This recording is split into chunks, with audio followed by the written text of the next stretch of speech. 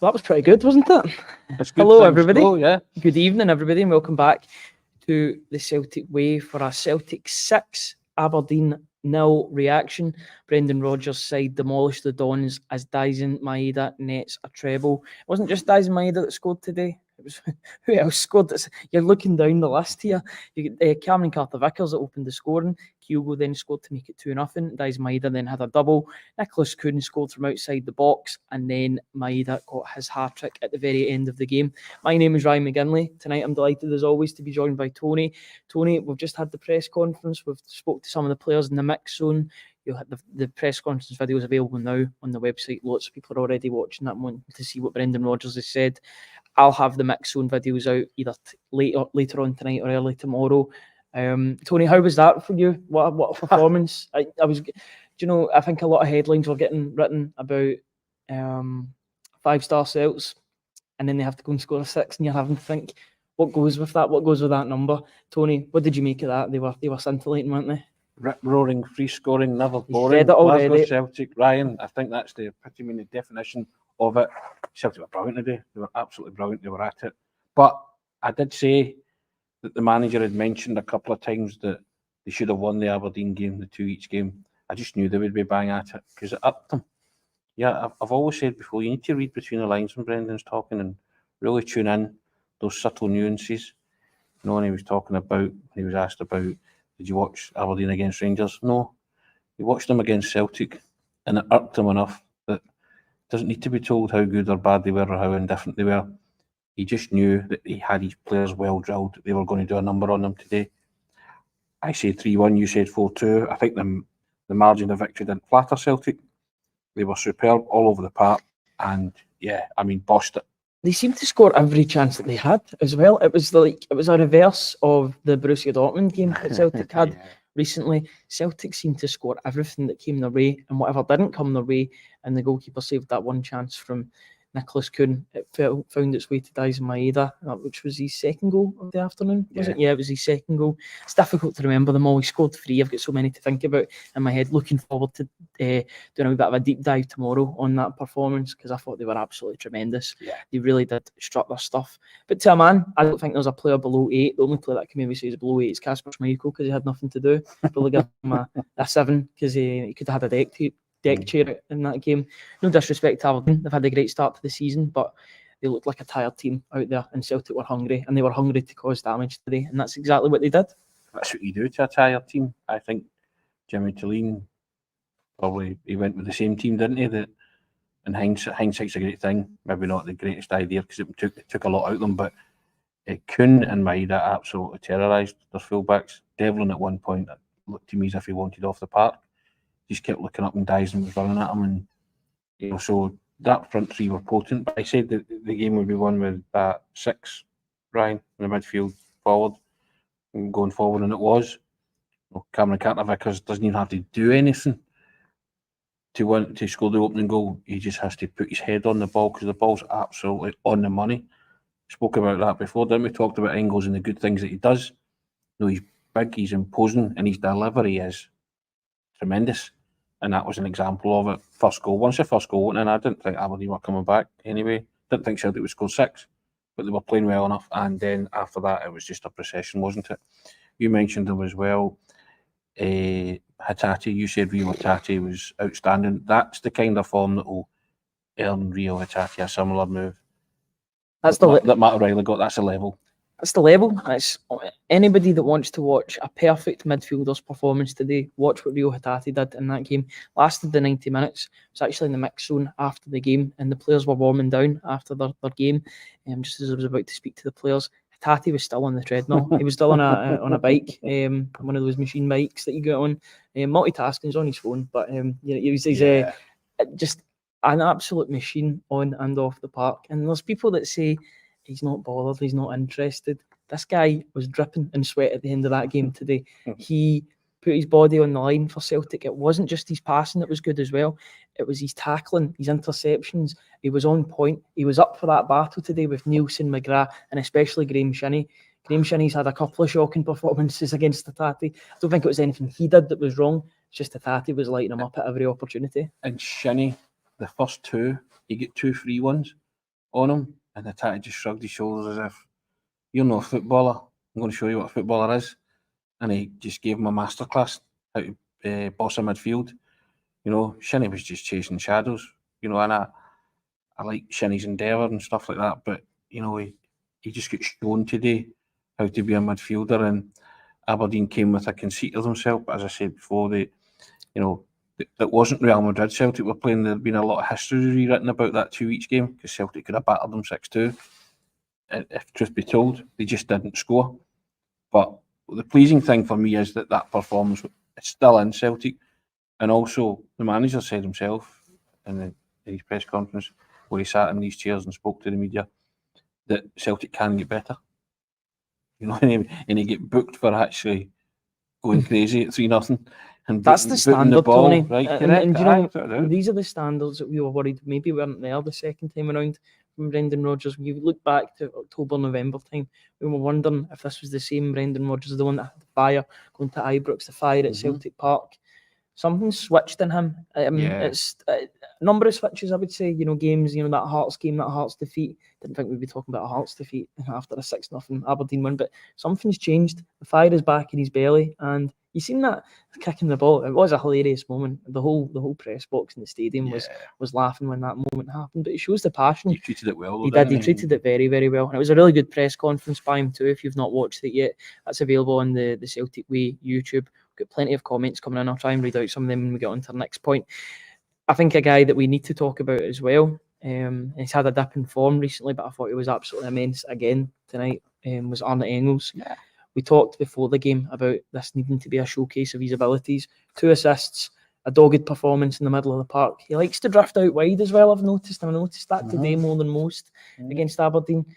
He's got a motor on him. He likes to get in, and he likes to put in the hard yards and battle. And that goal, I think it was the goal from Maeda, the tap-in from Maeda. Yeah. It all happens because Arne Engels makes a darting run forward, then Kuhn takes it off him. That's great play down the right-hand side. That creativity down that right-hand side from Celtic.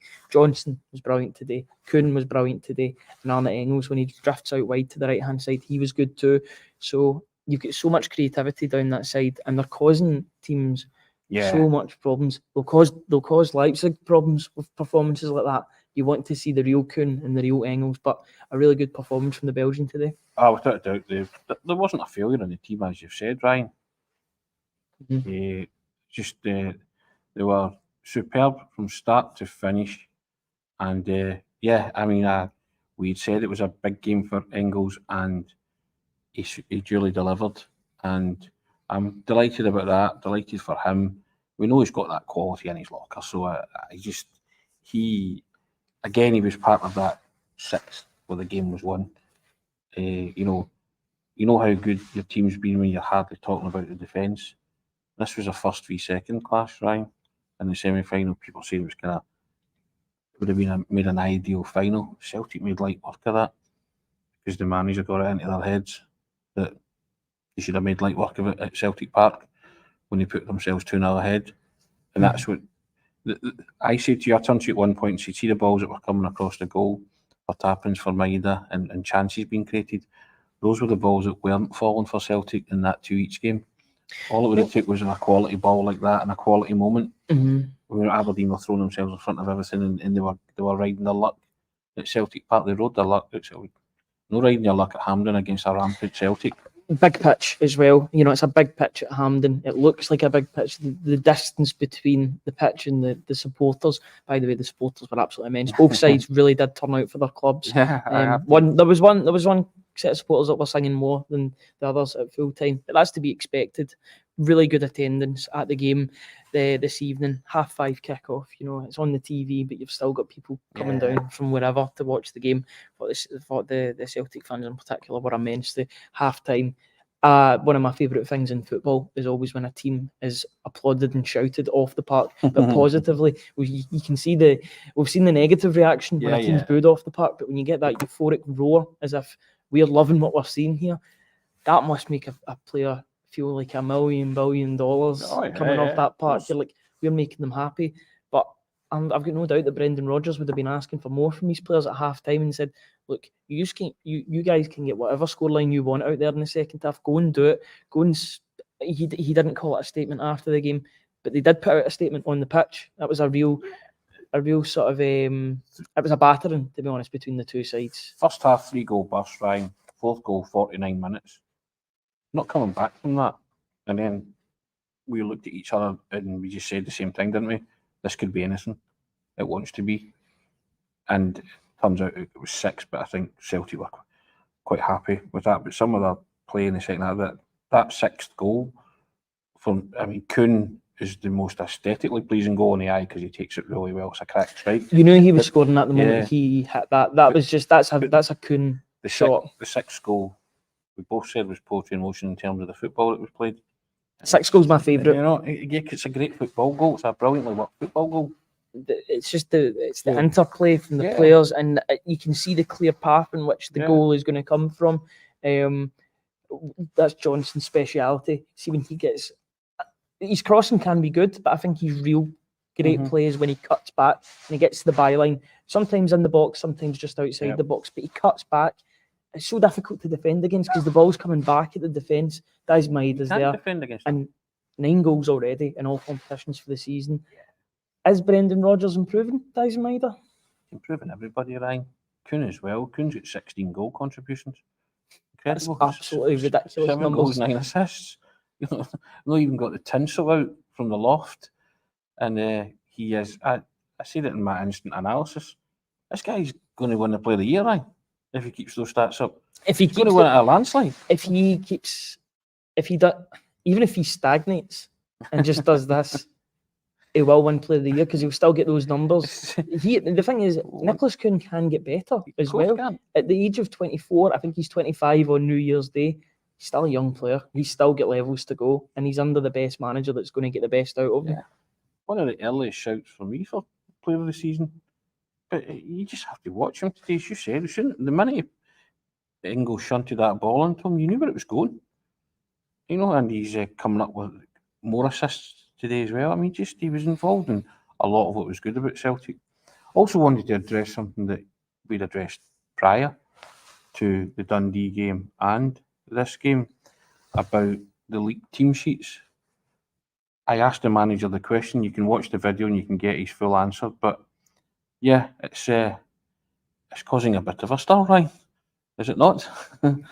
In a good way. Yeah, in a good way. But I think it was something that had to be asked, to be honest, because it was, even though the result was absolutely tremendous, and it was from Celtic's perspective, I still think it's a problem going forward. The fact that other teams, you know, all it takes is somebody to have an account on a forum or an account on a website to find out what the team is, and that can give an advantage. And Brendan Rodgers was quick to point out that he's had that in the past as well for him, and it gives an advantage because you know what way a team's going to play, and you can't be naive to suggest that other teams won't use this to their advantage. They will. If they're given this information, if they're given this intel, then they will use it to their advantage. That's sport. That's what happens. Yeah. And he was talking about that. It's a modern game, and the fact that these things happen.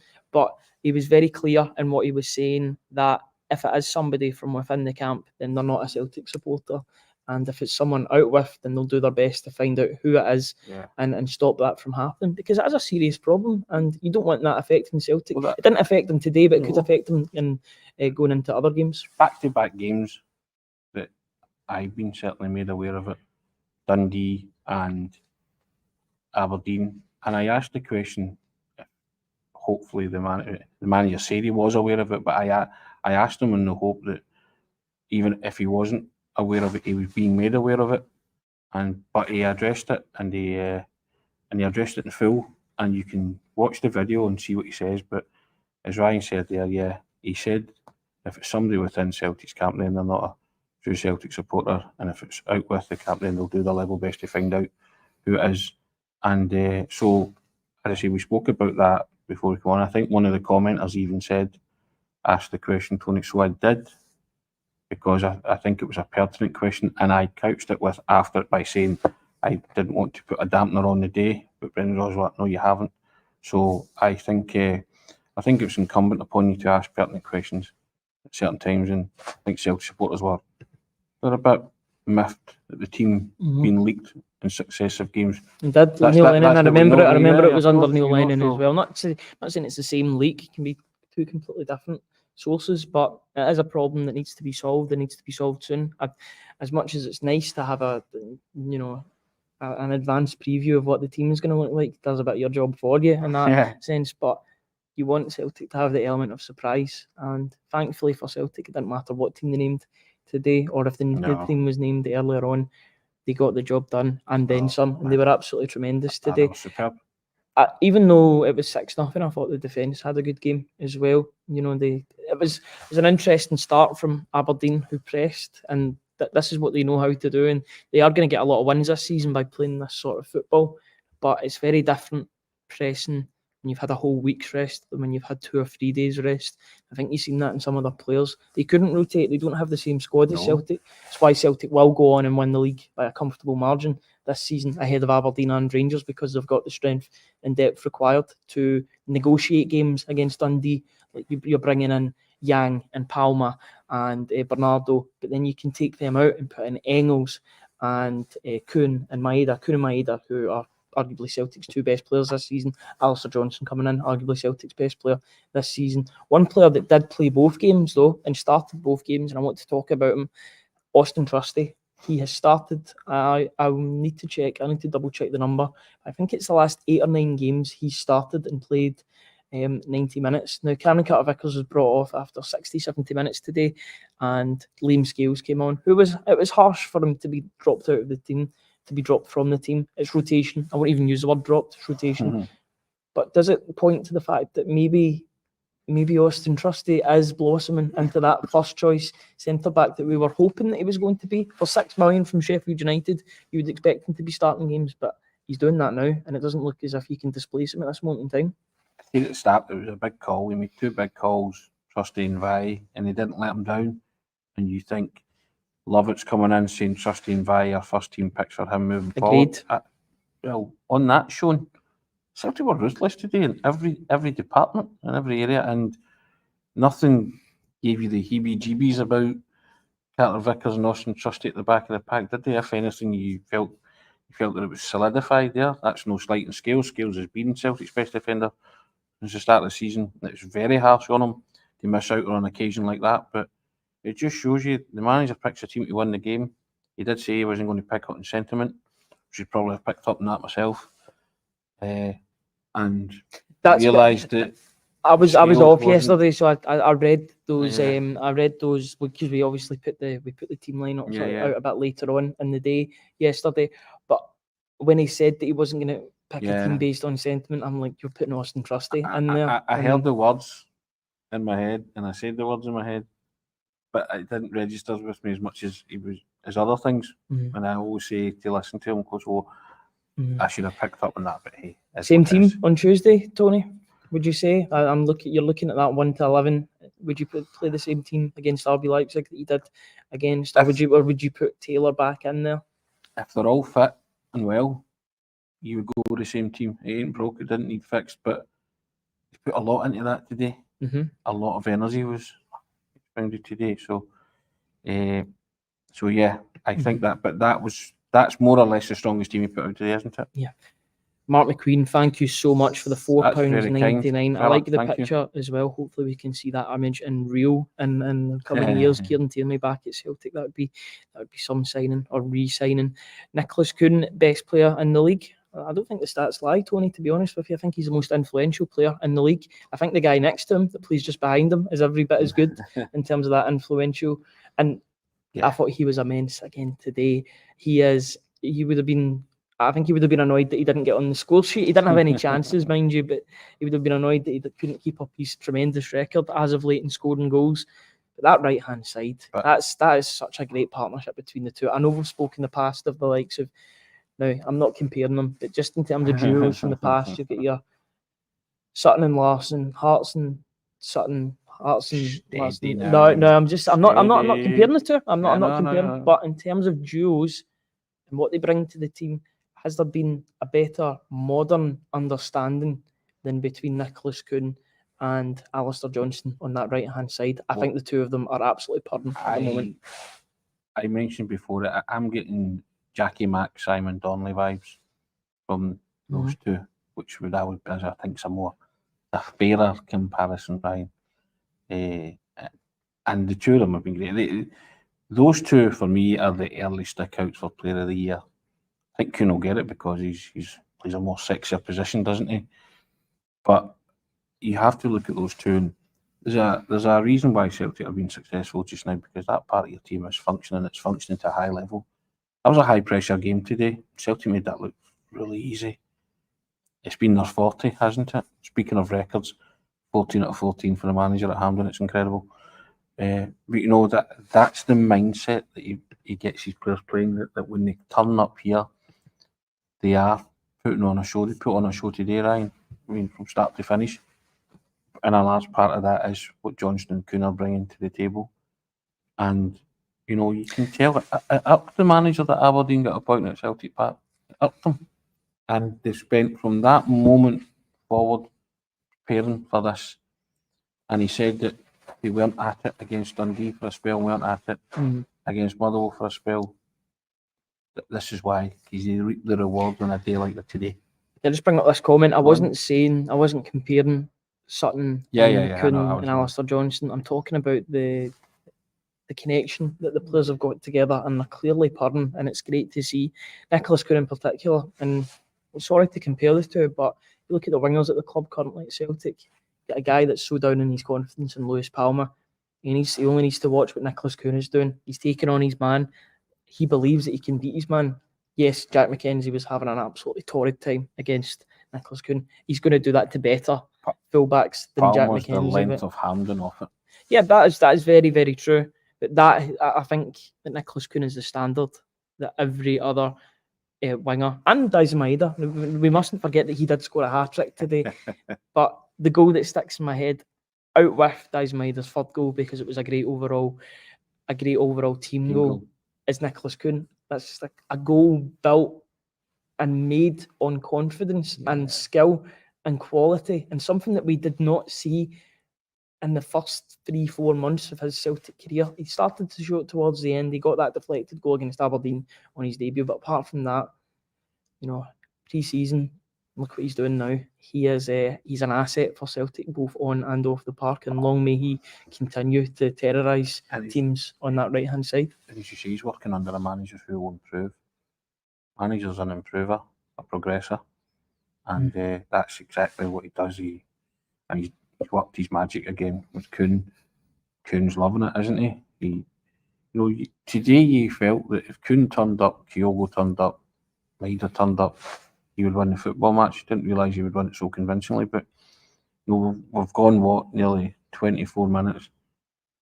Not even mentioned the captain, who I thought was excellent today as well. A general in the midfield. Before we get on and talk about the captain, because if you want to speak about it, we can do, certainly. Geza, £10 donation. Thank you so much, Geza. I really do appreciate it. The controversy that Brendan Rodgers spoke about was down to the leaking of the team before games. Now, this has happened against Dundee and against Aberdeen, respectively. So it's a problem that needs to be solved. And if you go back in the video, once the video's over, we do talk about it for a good 5-6 minutes. But it is something that Celtic need to address. The manager needs to address or find out, or whoever. It needs to be nipped in the bud, basically, is what we're saying. On McGregor, Tony. So, Geza, I asked him that question. That's the question I asked him. Yeah. On Callum McGregor, just back, missed 2 games due to injury. He was back, and my goodness, he was back with a bang. Didn't score, didn't assist, but he was there, and he was there for his players, and he was just... He doesn't need to move. He doesn't need to move that much, but he controls that area. Can he do it in Europe? That's the big question. But domestically, he is head and shoulders above everybody in that sort of position. That's his domain, and he will continue to rule that. Your hope is that they can transfer that onto Tuesday night, but Brendan Rodgers says a different game entirely. Get that, and the plan will be to try, and you're not going to beat RB Leipzig 6-0 because they're a top team from a top league. But your premise is the same. You're trying to win a football match, and you're trying to create as many goal-scoring opportunities as you can. You've just gone to Bergamo and got a 0-0 draw against Atalanta, your confidence should be surging, and it will be. And the Tuesday night will be terrific. It'll be fantastic. So I can't wait for that. I can't wait to see what team he plays. I mean, your head's telling you you'll go, or your heart's telling you you'll go with the same team. But you just need to be sure that every one of them is 100% fit. Because that games like today take a lot out of you, and afterwards you can maybe take a couple of niggles. Because Aberdeen put it about today, which I was surprised with more than anything. And there was a real physical edge to them. And a couple of the players were the victims of nasty challenges, which I thought Kevin Clancy was slow to clamp down on. And Kuhn took a couple of sore ones. Maeda took a couple of sore ones. Kuhn took a sore one in the lead up to that goal. Yeah. And there was a bit of a worry after the goal was scored because he was limping, but it was great to see that team camaraderie as well. Because Trusty came up from the back to celebrate with each and every one of the players. I don't know about you, Tony. I really enjoy the team spirit in and around this team. It's clear that they are a close and tight-knit community. Fostered by who? Yeah, but it's fostered by it comes from the manager. The top goes top down, and he's clearly a good manager, a man manager, and he buys people. He doesn't just buy the players, and that's very clearly the case. Most important player in the team is the team, he said. Right? That's an example of that today. Most important player today was the team. We've gone through nearly all of them, with the exception of Casper Schmeichel, because he could have put his bonnet down and sat there and not worried about anything. Prized by Aberdeen, yeah, but Aberdeen only played as well as Celtic allowed them. You can use all. Jimmy Tilleen said it wasn't an excuse, because if you want to be a top team, you've got to learn to cope with cup games, European games, big games. So I admire Jimmy Tilleen for saying that. He's offering no excuses today. He says a setback, but they've got the character to bounce back from it. So he's not having it. And as I say, you see me at Celtic, not like Aberdeen have to peak twice in a week. You peak against Rangers and then peak against Celtic today, went Pearship today. That's just constant when you're at Celtic. I've banged on about it before. 38 times in the league you have to peak and peak and peak and peak. There's a League Cup games where you have to peak and peak and peak. This was Aberdeen's Cup final today. Celtic made light work of it. And, whoever Celtic get in the final, they're going to be overwhelming favourites. It doesn't mean they can't peak for it, Ryan. They have to peak again. Yep. They have to peak at a greater level on Tuesday night, because the levels are going to rise. It's just a constant battle of the mind to peak and peak and peak and keep peaking, because anything less is unacceptable when you're a Celtic player. And if you don't get a result, then inquest starts. The criticism comes. But that's what you sign up for when you sign for Celtic Football Club. And the manager's always banging on about that. It's relentless. It's utterly relentless. And you look at what's happened since the 2 weeks game with Aberdeen. It was a setback or no, and Aberdeen rightfully got plaudits, but Atalanta, Motherwell, Dundee, Aberdeen revenge. It's been a pretty good response from Celtic. Upwards trajectory, because of what you've had to keep going. Like, you can't rest on things and you can't dwell on things. The nature of playing for the football club like Celtic is that it's constant. It's the next game. It's the next game. Now Celtic were thinking about Kilmarnock now. Right now, they'll enjoy tonight. They'll enjoy for the next few hours. But focus now switches to Leipzig. I say Kilmarnock. I was talking league-wise, but yeah, Leipzig. You switch on now, and again, you're going to have to peak to some incredible level to get a result against Leipzig, because they play in one of European football's top leagues. But it's not beyond them. It's not beyond Celtic to get a result, and that full house rocking Celtic Park just gets the blood and the juices flowing, doesn't it? And you feel that this team, you're confident in this team, aren't you? To go and get a result on Tuesday. You're excited about what could happen on Tuesday. Yeah? Yeah, absolutely. I just realised that I had not changed I I didn't take it personally. You're all right. It's fine. Yeah, I'm not. you're not Ryan I'm not McGinley. that It's all right. inclined, It's you all, know it's what I all mean? good. So It's all it's good. fine. Yeah, so I've just changed that over there. That's just a wee bit of housekeeping that I forgot to do at the start of the video. It's what happens. These are the things that happen. It's been a very busy day. Tony, is there anything else you want to discuss about the day? Is there any players that we've maybe missed out on? Alex Bailly, we've spoke about, said he was good again. Yeah. Midfield, defence. I seen somebody, I think it was Mark McQueen, said that he feels bad every time Bernardo's on the bench. That's just the strength and depth that Celtic have got. And I thought when he came on, he put himself about well. Yeah. He's got a tremendous attitude. I think he deserves a special mention, to be honest. All the players do coming off the bench and making things happen. But Back to that camaraderie that he's fostered in the team. You know, you're not dropped or axed. You're just rotated. But rest assured, you'll get your chance. You'll get minutes. So whenever you come on, you have to impact the game in order to get more minutes. And then it's all about attitude and training, as we've said before, in the lead up to these big games. But this manager has an uncanny knack of keeping these guys happy, keeping everybody in the camp happy. And that's a team that's together. That team wins together. And I had no doubt, Ryan, that Celtic would win this game today, because you have to go some to beat Celtic at Hampden in a semi-final or a final. You have to really go some, because these guys have that big game mentality, and I said before, that big game mentality comes from their manager, their elite level manager. And it's on days like today where he shows you why he's elite level. Celtic dismantled Aberdeen. Aberdeen came down there high hopes. All about the yellow jersey, it is, Colin. It's catching on. It's catching on. But that's about the yellow jersey, isn't it? You know my thoughts on that. I've echoed that many times on the pod, and people, they get what I'm talking about when I say those things.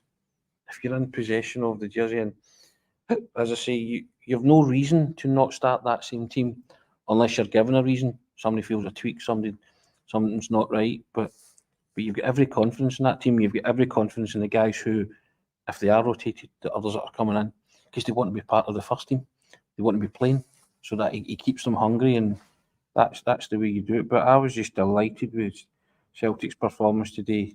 They've been threatening that, and they will blow teams away. It was the same sort of performance against Motherwell, to be honest with you, and yet they only scored 3 goals in that game. Sometimes a game just falls for you and falls for a team, and you really do see them sort of flexing their muscles, showing off their feathers. Yeah. And they certainly did today. They absolutely deserved their 6 goals. I thought any other scoreline, any lesser scoreline wouldn't have told the whole story, but I think it's emphatic. It was an emphatic victory against Jimmy Tilleen's side. Celtic are now in the envious position, Tony, that they can watch tomorrow's game knowing that they're in the final. They'll play the victors of tomorrow's game. A very interesting game at that too, between Motherwell and Rangers. A lot riding on that game, you would say, for a number of reasons. How do you see that one going tomorrow? No, it's Celtic. The main part of it was that Celtic got through to the final and they're there. They're going to be in the. What date is the final, Tony? Do you December the 15th. Sunday, December the 15th. So they've booked a place. We will be there in on the final. But who will be joining Celtic? I guess we'll wait and see. I know who everybody would want to join them in the final. It's Motherwell, obviously, isn't it? And they've got a chance, Motherwell. I think there's a vulnerability about Rangers at the minute that if you're Motherwell, you have to think you've got a chance. You know, the smart money says it'll be a Celtic and Rangers final. Celtic will be red hot favourites, but we'll see what happens. But the most pleasing aspect about today was it's been a long time since, been a wee while since Celtic have come to Hampden and made it a really enjoyable occasion. Like really enjoyable from start to finish. You know, the fans were singing the song, putting on the agony, piling on the agony, putting on the style. 1, 2, 3, 4, 5, Celtic all the way on, all that kind of stuff. But it was true. Today it was true. You got that from Celtic today. They were superb in every department. Every player was bang at it. And see, when that happens, they're a force of nature. Nobody can live with them. Nobody can stop them. And I don't see whoever their final opponents are. And I stress this: if Celtic can replicate that performance in the final, whoever it is won't be able to live with them. And it doesn't matter if it's Rangers or Motherwell. That Celtic will be odds against winning the cup, because it will be a ridiculously low price, because they've got the ability to turn that on. The manager can turn it on. He loves Hampden, 14 out of 14, and they've just got these big game players with that mindset that they come in and they're just not going to lose. So I know who I'd want to face in the final, but what you want and what you get are two different things. But you can watch it tomorrow safe in the knowledge you're swinging back in your chair comfortably, and you're probably still watching the highlights of the Celtic game right up until the Rangers Motherwell game starts, if you're that way inclined and you want to watch it. Right up to Leipzig, probably, Tony. Let's be honest. 6 goals for Celtic today. Celtic 6, Aberdeen nothing. Celtic are in the final of the Premier Sports Cup. Thank you to everybody that watched us on this video. You know, it is 10:30 at night and we've got 670 people watching live. Truly incredible numbers. Thank you to everybody that joined us in the pre-show as well. We really do appreciate it. A quick wee shout out, if you want to support our work just a little bit more, you can join our YouTube members channel for £2.99 per month. You will receive early video access, priority comments, and exclusive members chat function. So click that join button, £2.99, and get going. Also, if you want to subscribe, it's completely free. Press that button and you will be informed of when we go live with videos like these, the morning briefings, the press conference videos. There's a couple more press conference videos coming in the next few hours or the next day or so with regard to Daizen Maeda and Kuhn. I managed to have the pleasure to speak to both wingers, both goal scorers on the day, or two of the goal scorers on the day, and they were both pretty happy to speak and chat about a number of things. So look out for those videos that are coming very, very soon. Thank you very much, everybody, for watching tonight. It's been a great result. It's been a great day all in at Hampden. We will be back on Monday morning to discuss what will be the Champions League game against Leipzig, as well as any of the fallout, as well as who Celtic will be facing on the 15th of December against on the 15th of December in the Premier Sports Cup final. Yep, easier than League Cup, I call it, right? The League Cup, that makes it easier for you as well. Got to get the sponsor on as well. Thank you, everybody, for watching. Enjoy the rest of your weekend, knowing that Celtic are through to the final. Cheers, guys, and have a very good night.